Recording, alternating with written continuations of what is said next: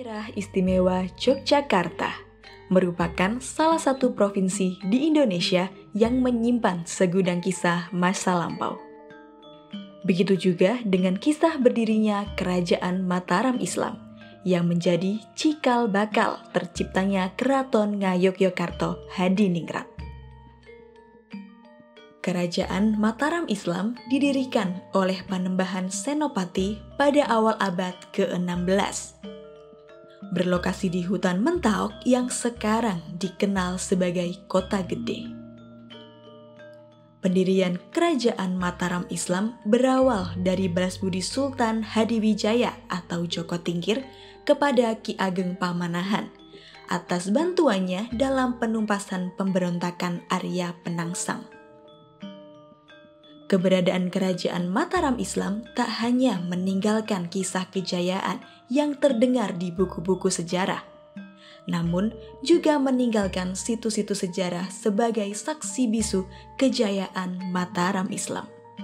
Salah satunya adalah kompleks makam Raja-Raja Mataram di Kota Gede.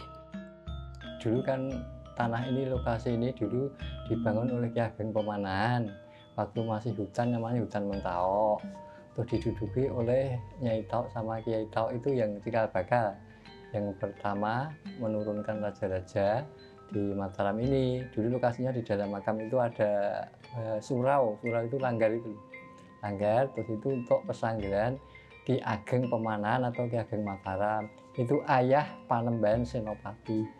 Raja pertama yang diangkat menjadi dulu rajanya Kanjeng Panembahan Senopati itu bergelar Kanjeng Panembahan Senopati ing Ngalogo, nama mudanya itu Danang Sutawijaya. Nah, terus itu berketurunan sampai Raja Mataram kedua, ini Sinun Prabu Hanyokrawati itu atau Sinun Sedokrapyak, ya loh. Terus nanti berputar lagi sampai menurunkan raja-raja yang dimakamkan sekarang di Mogiri. Itu ada Sultan Agung Nyokrokusumo itu yang ketiga, itu Panembahan Senopati. Lantas sampai Amangkurat, sampai Amangkurat keratonnya dari Kota Gede sini, Mataram pindah ke Pleret. Daerah Pleret itu dari sini ya kurang lebih ya 6 kilo lah. Itu membangun itu Keraton Pleret di zaman kejayaan Sultan Agung Hanyokrokusumo.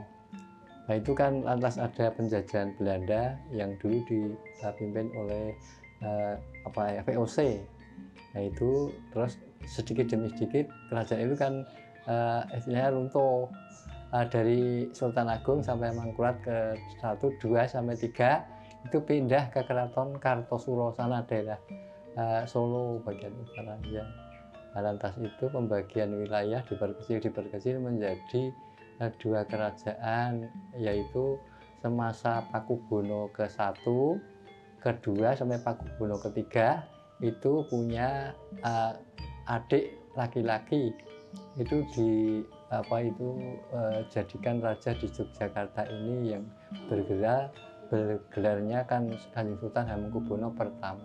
Jadi itu kakak beradik tua Solo. Semenjak Pakubono ke-1 masih sampai ke-2 sampai di Kartosuro. Terus Pakubono ke-2 punya putra 2, yaitu Sunan Pakubono sama Kanjeng Pangeran Mangkubumi. Mangkubumi itu yang menjadi Raja Jogja pertama dulu. Makam Kota Gede berada 8 km dari Tugu Yogyakarta, yakni di Desa Sayangan, Banguntapan, Kabupaten Bantul. Terdapat kompleks pemandian Sendang Saliran, Kakung dan Putri, serta kompleks makam utama. Sendang Saliran itu dulu dibangun oleh Kanjeng Panembahan Senopati sewaktu awal-awal bertahta.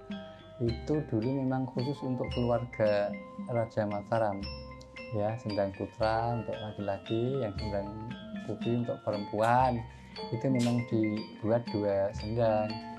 Tapi sekarang untuk peziarah tamu umum, sekarang yang putra biar bisa dikasihkan yang sebelah utara, yang perempuan yang selatan. Tapi sekarang sifatnya untuk pengunjung umum, bukan hanya dari keraton cara peziarah. Terlebih kalau pas malam Jumat, pas hari-hari rame, itu kan ada 2 sendang dipisahkan antara laki-laki dan perempuan. Kalau mata airnya itu 2 itu kan beraliran dari sendang laki-laki putra sampai sendang yang putri itu kan satu aliran jalur. Kalau mata airnya itu dari itu loh, pohon beringin itu loh.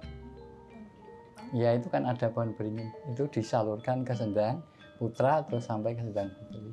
Dalam kompleks ini tak hanya terdapat makam Raja-Raja Mataram, namun terdapat pula salah satu masjid tertua di Yogyakarta, yakni Masjid Agung Kota Gede. Itu masjid tertua kalau di Jawa itu kan ada 3 masjid setelah Islam masuk itu, dari Masjid Demak, terus Masjid Pajang di Kartosuro sana, terus sampai Masjid Mataram Kota Gede ini. Dari ini kalau di DIY itu termasuk paling tua Masjid Mataram ini. Mungkin di sini ada kisah uniknya atau ada apa nih istilahnya legenda ada Kiai Reges, ada itu apa yang gaib itu kan ada memang, tapi ya itu keyakinan mereka masing-masing. Berziarah itu kan macam-macam, kita tidak tahu benar apakah itu benar atau cuman hayalan atau impian. Ya terserahlah, itu termasuk kepercayaan para tamu.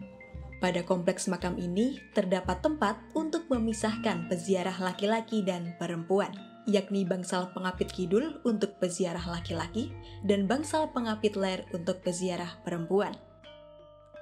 Pengunjung ataupun peziarah dapat mengunjungi kompleks makam ini secara bebas, namun tetap terikat pada aturan yang berlaku. Begitulah kisah kompleks makam Raja Mataram, saksi bisu kejayaan Mataram Islam di masa lampau.